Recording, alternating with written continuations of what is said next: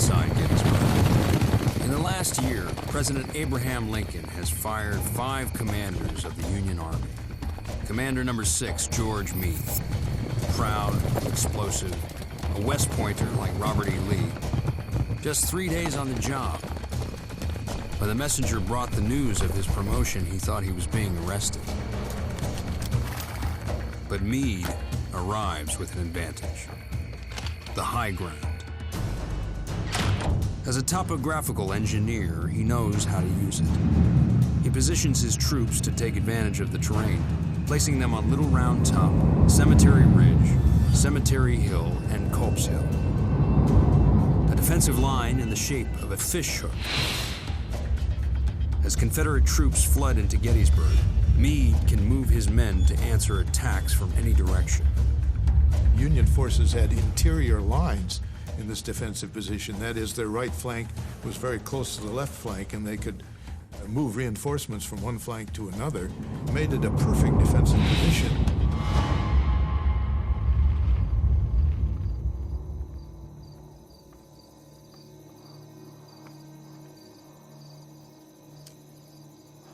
Rebel troops in town don't notice Amos Humiston. Mortally wounded, he prepares to die alone, except for the photograph of his children. How I want to see them and their mother is more than I can tell. I hope that we may all see each other again. The first time that I see you, I will tell you more than I can think of now. Be a good girl. So, goodbye. Amos Humiston bleeds to death. No identification.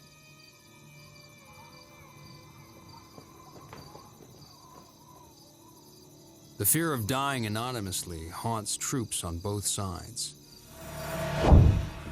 Some sew their names into their uniforms. Dog tags are still 40 years away. By the war's end, 400,000 soldiers will be missing in action. We really cannot imagine the scale of death, the scale of suffering. No one could have imagined carnage on that scale.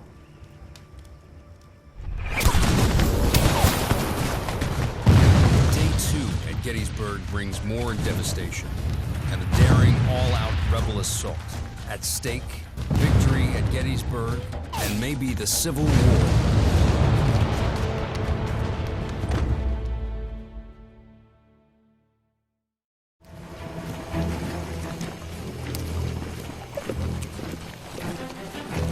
Gettysburg, Day 2, 12 p.m. The rebels are on the move. They're planning a surprise attack by 14,500 troops. Their mission, break the Union stranglehold on the high ground by outflanking Meade's fish hook. The goal of the Confederates on July 2nd is to find the Union left, damage, destroy it, and roll up it, and unhinge the entire Union position and win the Battle of Gettysburg. Leading one rebel unit, Brigadier General William Barksdale. Pro-slavery, pro-secession, Southern patriot, hometown Columbus, Mississippi. Barksdale was a man who took the ideas of the Confederacy and pursued them with raw aggressiveness, with an unfettered hatred for the Yankees. But there's a problem.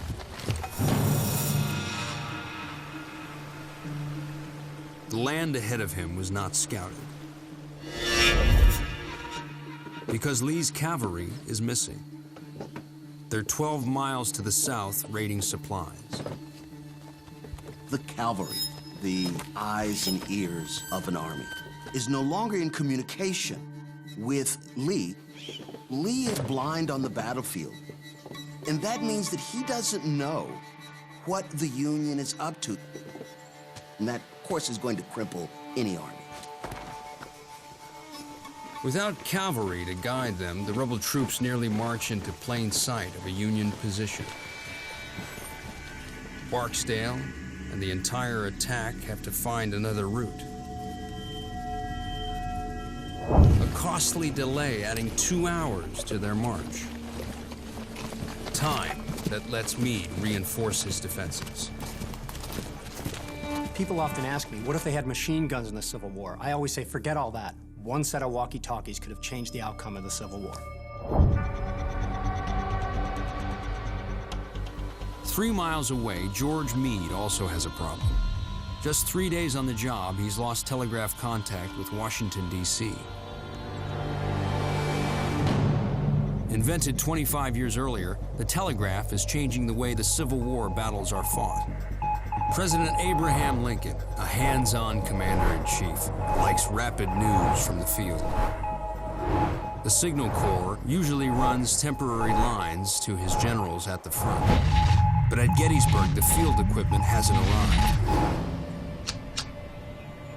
And rebel forces have cut the lines. During the whole thing, he's got to be thinking, Lee has beaten us time and time and time again. And if he does it here, there's no one standing between him and the Capitol. We're it. He can't lose. To issue orders to the front, Meade uses a new innovation based on Morse code. Wigwag signaling. Waving the flags forms letters, like the dots and dashes of code. It works. Meade tracks the rebels' movements and responds with his own.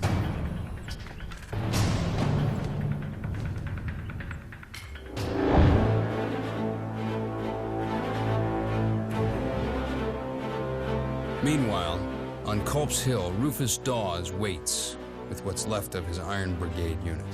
Yesterday, they routed the rebels at the railroad cut.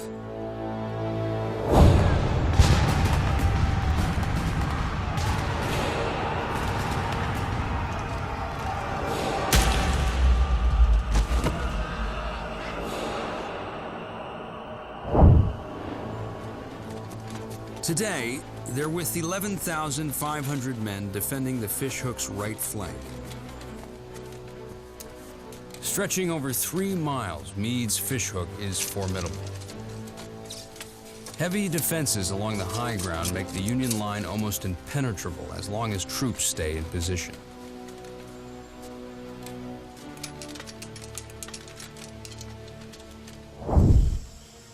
But one Union commander isn't following Meade's orders. Major General Dan Sickles. Wealthy, devious, a rogue. Recently acquitted of murdering his wife's lover using the first plea of temporary insanity in U.S. history, he'll leave Gettysburg even more notorious. Dan Sickles was all about Dan Sickles. If it didn't benefit or aid Dan Sickles, he wasn't very interested in it. He didn't go to West Point. He didn't have any military experience, but he was able to use his money, influence, and power to raise his own regiment.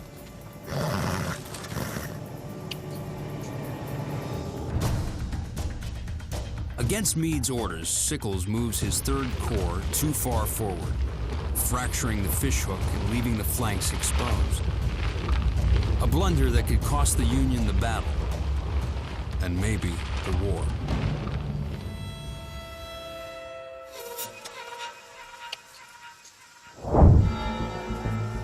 After hours of delay, the rebel force finally arrives in position. But Lee's lost the element of surprise. The Union knows what's coming.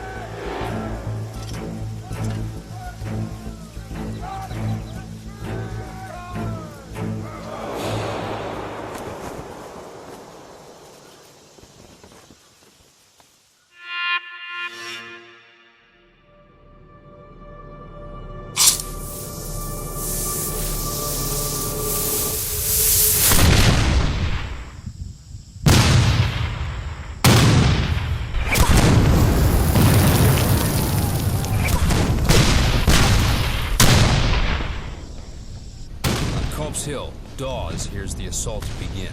At this hour, the storm of battle suddenly broke out. Artillery and musketry thundered and crashed together. Wave after wave of rebel troops launch one of the epic assaults of the Civil War. Barksdale is about to get the fight he's always wanted, but is ordered to hold his ground. William Barksdale is ready to go. He's chomping at the bit, but he has to wait a little longer.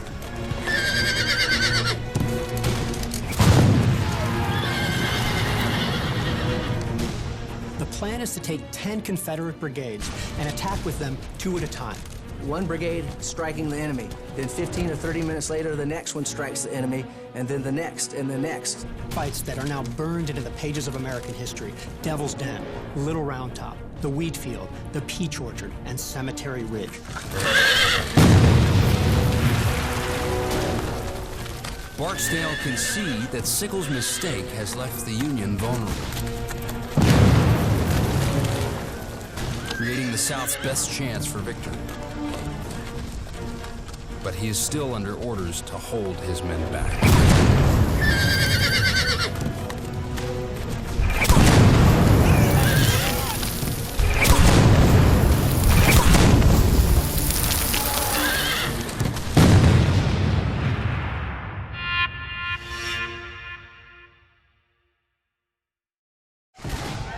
"60 minutes pass, but Barksdale's regiment still waits. The rebel yell fills the air. Each unit has a unique sound. Fierce, savage, terrifying.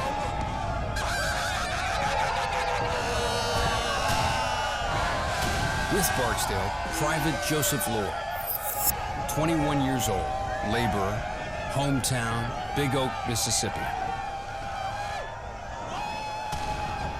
Carrying the colors makes him a prized target for Union sharpshooters.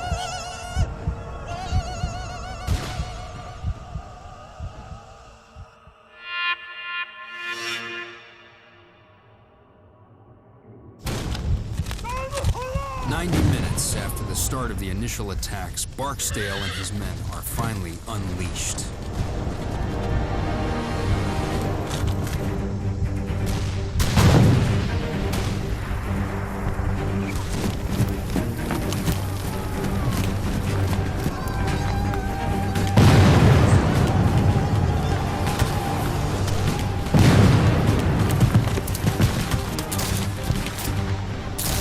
They storm into enemy fire, racing towards Sickles' position.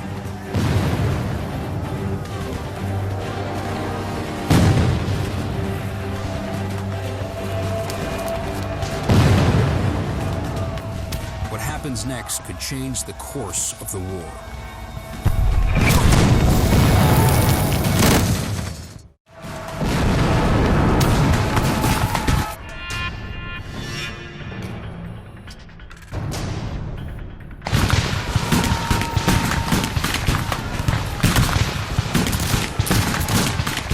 With adrenaline, sure of their cause, William Barksdale and his Mississippi Brigade are finally attacking.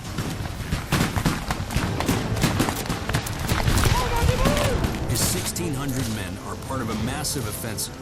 21,000 troops attacking Meade's line from Little Round Top to Cemetery Ridge.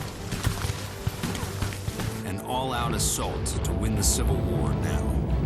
Barksdale's mission: break through Union defenses on Cemetery Ridge. Opportunity lies right in his path. Against orders, Union General Dan Sickles moved his 3rd Corps out of position. They're now vulnerable, perfect targets for Barksdale and his men. If Barksdale, as well as other Confederate brigades nearby, are able to exploit the gap in the Union line, it would be calamitous for the Union Army. The Army would be cut in 2. Barksdale's troops are unstoppable, overwhelming Sickles' men.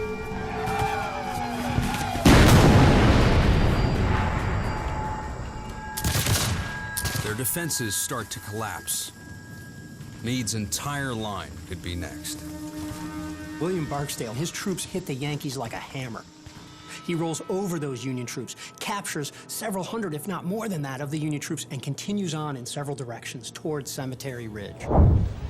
Watching from Culp's Hill, Rufus Dawes knows the Army of the Potomac's in trouble. We could plainly see that our troops were giving ground. Thousands were streaming to the rear. Our suspense and anxiety were intense. The rebel line was advancing. The rebel yell was predominant. Lee's offensive is working. If it succeeds, he could win the knockout victory he seeks. Meade has no choice. He pulls 8,000 reinforcements from Culp's Hill to repel the rebels.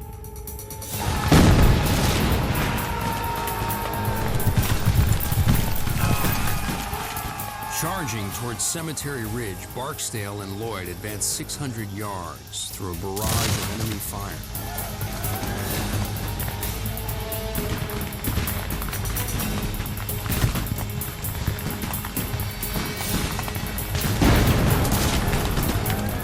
Union Commander Dan Sickles isn't so lucky. A direct cannonball hit severs his leg.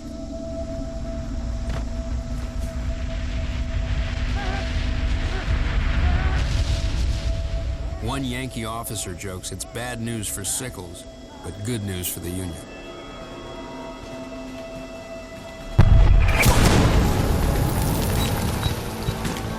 It takes Barksdale's Mississippi Brigade nearly an hour, but they finally break through Sickles' line. Union troops are on the run. Barksdale's men approach Cemetery Ridge, sensing victory. But they're charging straight into more than 20 Union cannons just 400 yards away, each capable of firing 2 rounds a minute.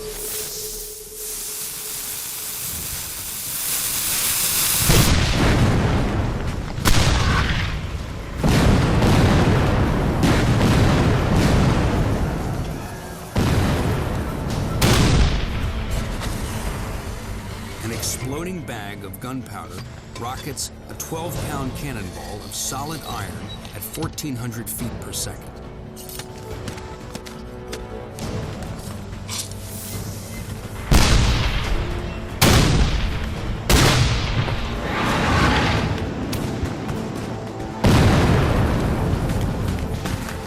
At this range, Barksdale and Lloyd will be torn to pieces. Barksdale, he's been grievously wounded during the attack. He's hit in the left thigh in a very dangerous wound, bleeding profusely. He's asked to leave the field, refuses. Continuing to lead the attack, he has part of his left foot shot away. Stays in the saddle, continuing to lead the attack. He knows the stakes here. The Mississippi Brigade comes close to cutting through Union lines. Then Meade's reinforcements slam into Barksdale and Lloyd.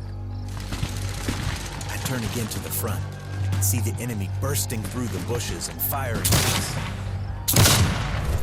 They had come out from the top of the hill, fresh. And did our gallant Barksdale ride into our midst and still say, "Forward through the bushes." Barksdale's exhausted men finally break formation, losing their combined firepower. The rebel flag makes Lloyd a magnet for bullets. A shock, as if I had a rail in my left hand and one end had struck the ground.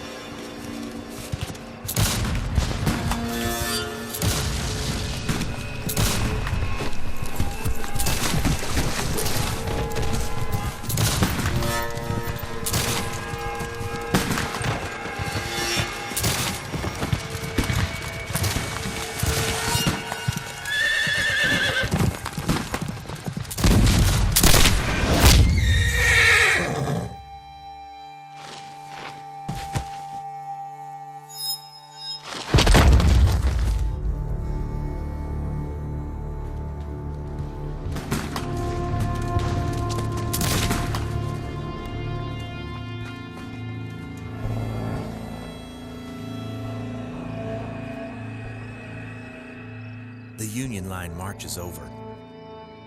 One of them fixes a sling for my arm, leaving with a "wish you well."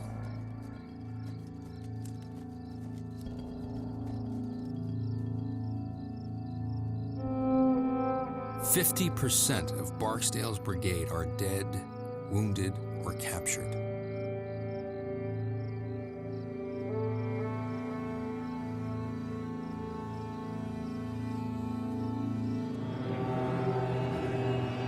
Lloyd almost overlooks their fallen commander. I hear a weak hail to my right, and turning to it, find General Barksdale. What a disappointment when I hold my canteen to his mouth for a drink of water. Found a ball had gone through and let it all out. I took his last message to his brigade and left him, with the promise to send the litter bearers. Barksdale's battle is over. His last thoughts are of his family. I never have regretted the steps I have taken, and although dying, I do not regret my steps now. God, ever watch over and care for my dear wife and my boys. Tell them all that I died like a brave man.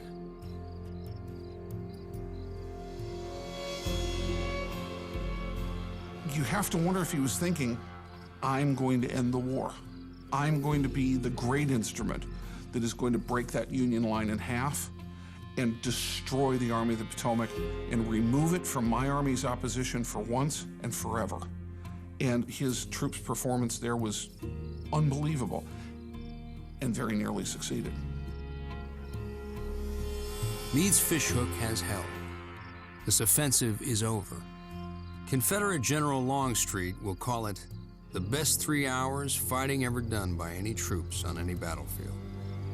16,000 are dead, wounded, or missing on both sides. But day 2 isn't over. To stave off the rebels, Meade pulled troops from Culp's Hill. As night falls, only 1,400 Union defenders are left there. It's an opportunity the Confederates won't miss. This is their chance.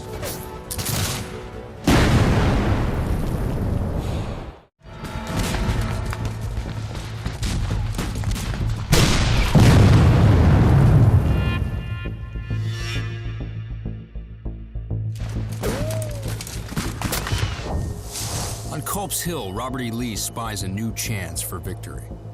Meade pulled 8,000 troops from the hill to counter the rebel assault. Just 1,400 Union soldiers remain.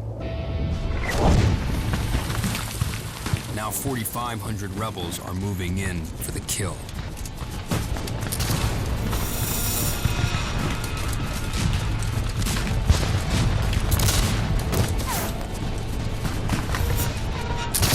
Charging up Culp's Hill with the rebels is Private Ridgely Howard. 33 years old, slaveholder, from a prominent Maryland family, hometown Baltimore. His grandfather fought with Washington in the Revolution. Now he's fighting to divide the nation they created. To Howard's disgust, Maryland sided with the North.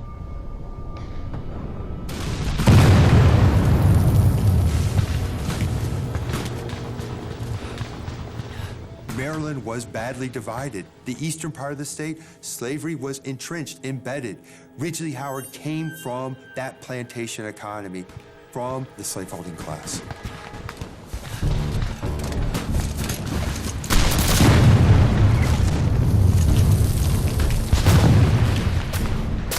Howard and the Maryland rebels attacked Union defenses dug into the hill. The first breastworks are 400 yards up.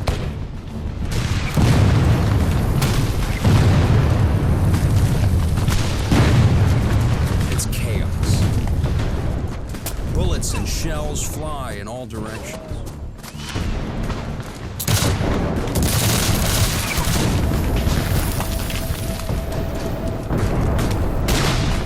You're looking at entrenched Federals earthworks made of logs and rocks and dirt.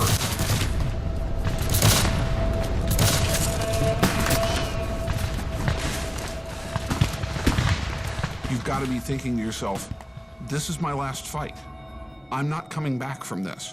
How do you function like that? This is what makes a true hero. Up the sides of the hill we went, our line being continuously broken by the immense rocks which had to be flanked. Howard faces fighting so fierce, one rebel calls it a slaughter pen. It was not a pleasant position to be in. There were continual cries that we were firing into our own men.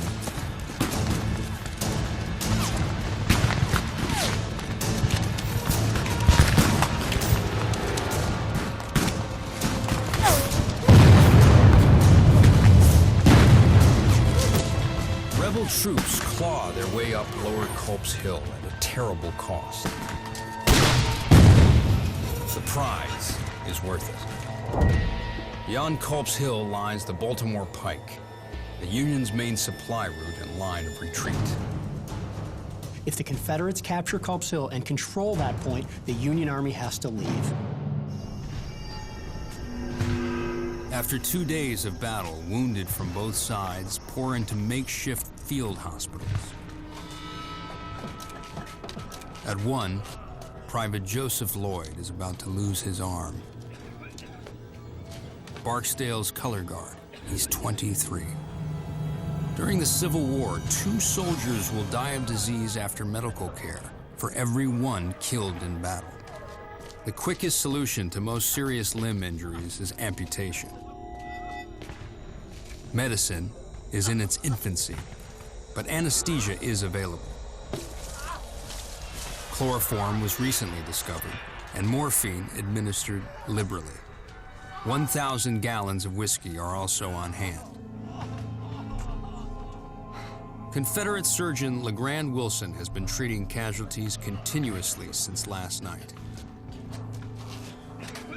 The patient may either sit on a chair or lie near the edge of a bed.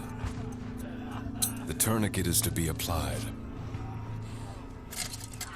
While one assistant holds the hand, another is to take hold of the forearm.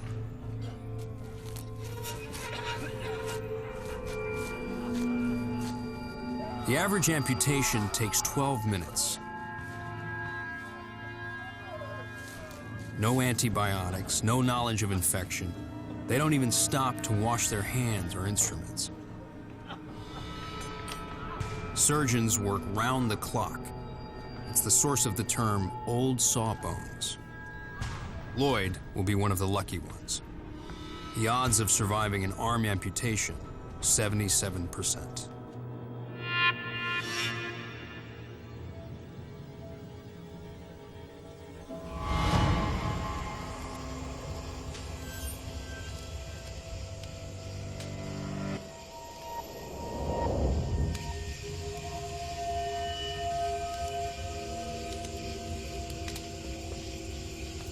Rufus Dawes and his men are among the few Union defenders left on Culp's Hill.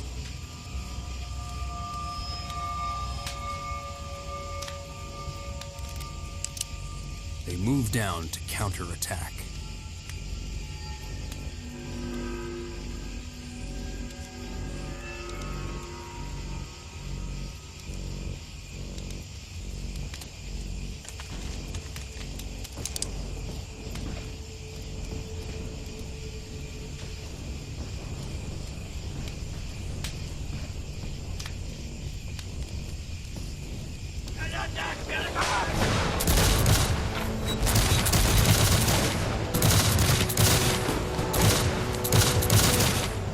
As we neared the breastworks, the crash of Union muskets breaks out on our right.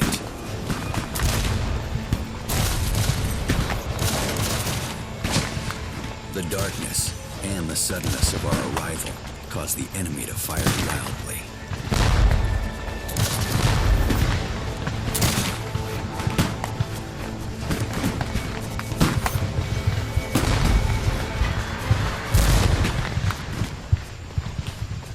Dawes and his men win their skirmish. But like day one, they're the exception.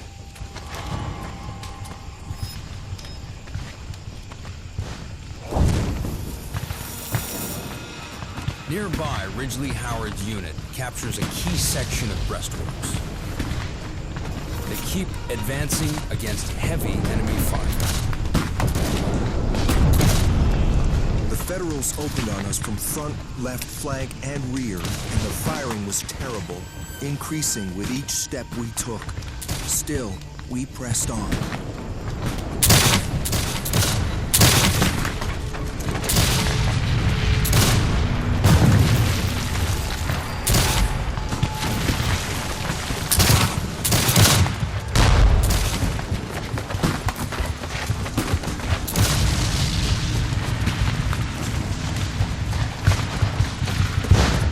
Just 500 yards from the Baltimore Pike, and a position that would threaten the entire Union line. But at night, an unfamiliar ground, a great opportunity is lost. They would be in the rear of the Union Army. They could be on the flank of the Union Army. But because of something so simple, darkness, they don't even know how close they are.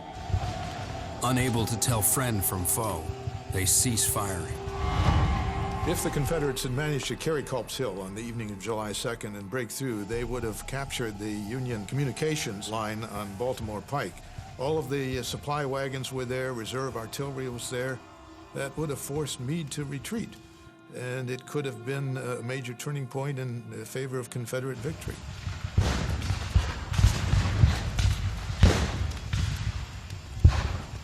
As the fight on Culp's Hill dies down, the Union wins a different kind of battle. Their newly formed intelligence agency, the Bureau of Military Information, is trying to discover Lee's battle plans. BMI agents are interrogating Confederate prisoners and realize they have captives from every rebel infantry division but one, George Pickett's. He has Lee's only fresh troops. Meade expects the rebels to attack tomorrow with everything they've got. It's a good bet George Pickett will lead the attack.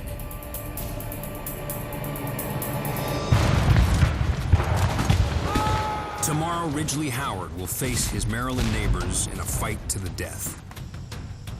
And Robert E. Lee will launch one final all-out assault, Pickett's charge.